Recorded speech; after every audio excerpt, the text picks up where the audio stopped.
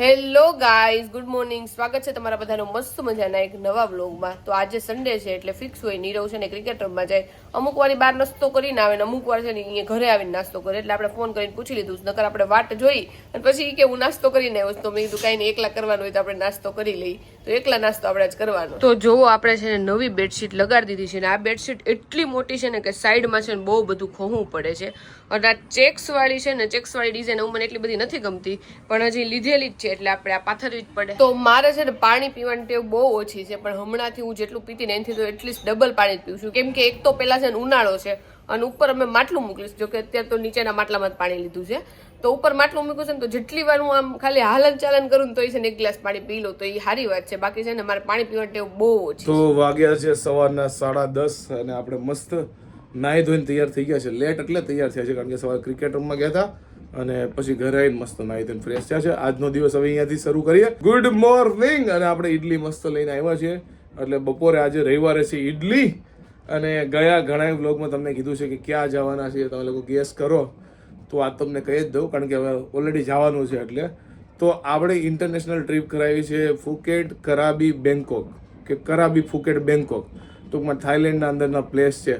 પતાયા નથી કરાવ્યું કારણ કે અમને લોકોએ રિકમેન્ડ નથી કર્યું, એટલે અમે કરાવી, ફુકેટ અને બેંકોક જવાના છીએ. તો આ અઠવાડિયામાં બધી તૈયારી કરવી પડશે ફટાફટ. તો જો આજે આનો બર્થડે છે ને એટલે આપણને ચોકલેટ દેવા આવી છે. તારું નામ શું છે? ઋત્વી. ઋત્વી. અને જો બધા વ્લોગ જોવો છો અમારા? હાય કહી દો બધાને. Happy birthday Rutvi. Thank you. તો આજે રવિવાર છે અને સવારે વહેલો ક્રિકેટ રમવા ગયો હતો અને ક્રિકેટ રમીને આવ્યો ને કાલે નીંદર થોડીક શોર્ટ રહી ગઈ હતી.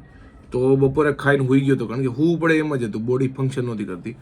અને હુઈને ઉઠ્યો ને જેમ મારી બોડીની હાલત થઈને કોઈ આમ માયરો ન હોય એ ટાઈપનો આખું પેન થવા મળ્યું, આમ તેને ફલાણું ઢીકણું. એટલે મને બહુ હુવાની ટેવ નથી, પણ ક્યારેક હુઈ જાવ ને એટલે મારી આખી બોડી સુસ્તી આવી જાય. તો આપણે ટૂંક સમયમાં ટ્રીપ પર જવાનું છે તો એની ખરીદી થોડીક એક્સ્ટ્રા કરવી પડશે, જે કશી થઈ છે નહીં. એટલે આજે રવિવાર હતો એટલે કીધું કે આજે નથી જવું કારણ કે બહુ ટ્રાફિક હશે, તો મંડેથી ચાલુ કરશું. એટલે આવતા બ્લોકથી મને એવું લાગે છે કે ખરીદી ચાલુ થઈ જાય. આપણે જો અત્યારે હાલી લીધું છે, આજે 1 કલાક આપણે હાલ્યા છીએ અને રસોઈ બનાવવાનો ટાઈમ થઈ ગયો છે. તો રસોઈમાં આજે બનાવવાનું છે તાંજણિયાની ભાજી. થોડીક વધશે પણ મમ્મી કે બધી બનાવી નાખજો, એટલે જો આટલી ભાજી બનાવવાની છે અને ભાખરી બનાવવાની છે તો આપણે એ બનાવી નાખી. અને મારે આજે રાતે પાછી છે ને ટેટી જ ખાવી છે, આપણે ભાખરી કે એવું કંઈ નથી ખાવું, તો આપણે ટેટી સુધારીને ખાઈ લેવું. અને નીરવને ચા ખાવું છે, ચા અને દહીં વઘારેલું ખાવું છે, દહીં વઘારે. તો નીરવ મને એવું પૂછે છે કે આપણે થાઈલેન્ડ જવાનું છે, તને કાંઈ ટેન્શન નથી. મને શું ટેન્શન હોય? ટેન્શન લેવાનું કામ તારું છે, મારું ખાલી કામ છે કપડાં લેવાનું નવા નવા.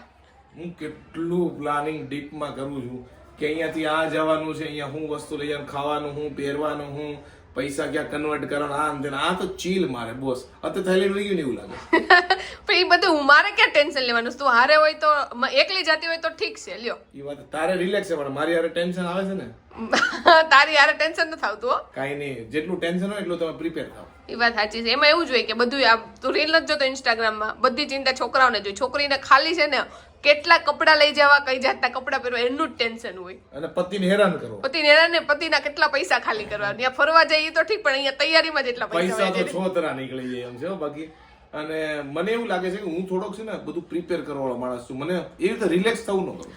નીરવ અને મારી પર્સનાલિટી અલગ છે. નીરવને ક્યાંક એક દિવસ જવાનું હોય ને તો એને છે ને બધું પ્લાનિંગ જોઈએ, ને આપણે પ્લાનિંગ વગરના માણસ છે. મારે કઈ પ્લાનિંગ ન કરવાનું, ઈચ્છા થાય ને તો નીકળી પડવાનું. તારે પ્લાનિંગ ન કરવાનું કારણ કે મારે પ્લાનિંગ કરવાનું. હા, એટલે ઈ જ મારે ખાલી નીરવને કહી દેવાનું એટલે નીરવ એનું પ્લાનિંગ કરી નાખે. રસોડામાં આવો તડતડાટીનો અવાજ આવતો હતો એટલે મને એવું લાગ્યું કે ઘરમાં કાંઈક તળાય છે, કાંઈક સારું બનવાનું છે.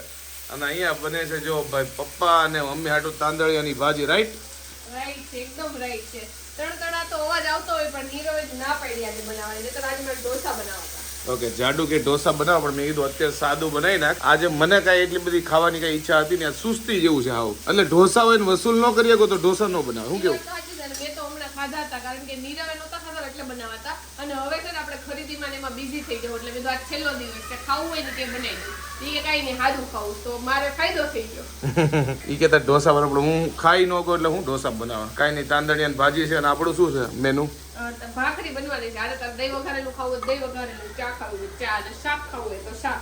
ઓકે. તો નીરવને હું ગમે એટલું કઈ કઈ તૂટી જાઉં કે નીરવ આ સિરીઝ જો બહુ જોરદાર છે બહુ જોરદાર છે તો નીરવ નો જ જોવે, પણ એક સિરીઝ એને જોઈ લીધી હતી, કોરિયન ડ્રામા છે ક્રેશ લેન્ડિંગ ઓન યુ, એનું નામ છે ને એ રીતનું છે ક્રેશ લેન્ડિંગ ઓન યુ. તો અત્યારે નીરવને કોઈ પૂછે ને કે કઈ સિરીઝ જો, તો નીરવ છે ને લોકોને પરાણે કે વસ્તુ કે આ સિરીઝ તો જોન જો.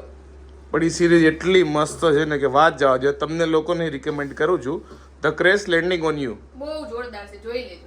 મજા આવે એવી છે. મજા, કોમેડી છે, ઇમોશનલ ડ્રામા છે, રોમેન્સ છે, બધી વસ્તુ એની અંદર છે, જોઈ લેજો એ ડ્રામા. જાડુએ મને રિકમેન્ડ કરી હતી અને મોટિવેશનલ સ્પીકર સંદીપ મહેશ્વરી છે ને એને બધાને રિકમેન્ડ કરેલી છે કે the crash landing on you જોજો. રેકમેન્ડ તો નથી કરી, પણ એને કીધું કે લાઈફમાં એકવાર તો એ જોવી જોઈએ, એટલે જોઈ લેજો, મસ્ત છે. પછી રેકમેન્ડ જ કહેવાય ને. હા બરોબર છે. અને હું કહું ને એટલે નીરવે નથી જોઈ, તો સંદીપ મહેશ્વરીએ કીધું ને એટલે નીરવે જોઈ છે.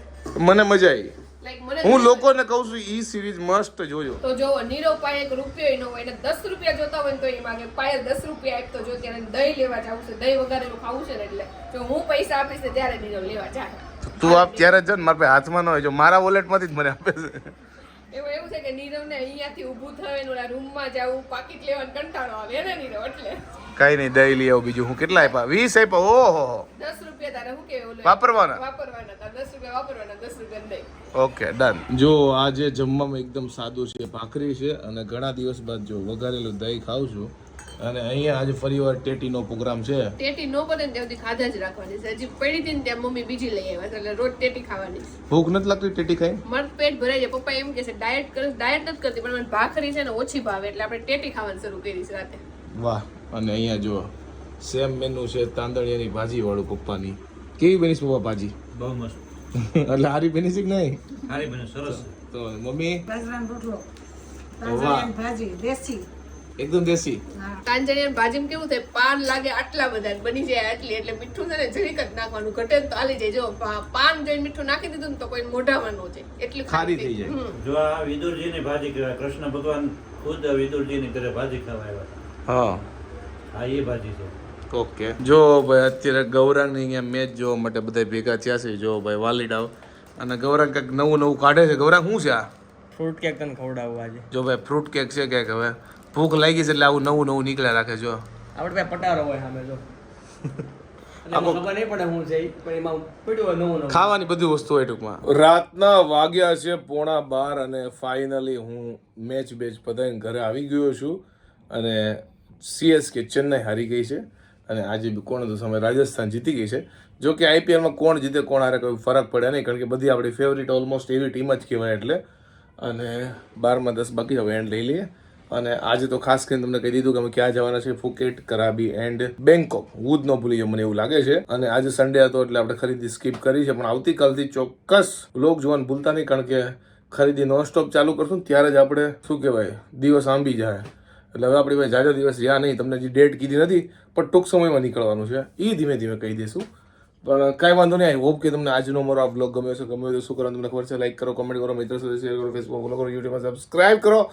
તો મળીએ નેક્સ્ટ બ્લોગમાં. ત્યાં સુધી bye bye, good night, sweet dream, take care, by.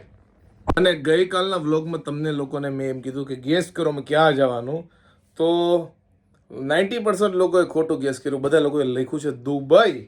અમે પ્રોબેબલી દુબઈ પણ જવાના હતા, પણ અત્યારે શું કહેવાય કયો મહિનો હાલે છે? એપ્રિલ હાલે છે. ચાટુ એપ્રિલ હાલે ને?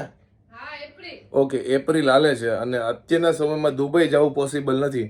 નકર થાઈલેન્ડના અથવા અમારી પાસે વિયેતનામ હતું અને દુબઈ હતું, પણ દુબઈમાં જે અત્યારે એક્સ્ટ્રીમ ગરમી હોય ને એટલે ત્યાં ન જવાય, એટલે અમારા ઓપ્શનમાંથી નીકળી ગયું. બાકી જાન્યુઆરી ફેબ્રુઆરી હોત ને તો દુબઈના ચાન્સ વધારે હતા, પણ કાંઈ નહીં. અત્યારે હજી થાઈલેન્ડ વાંધો નતો, એટલે થાઈલેન્ડ જઈ આવી.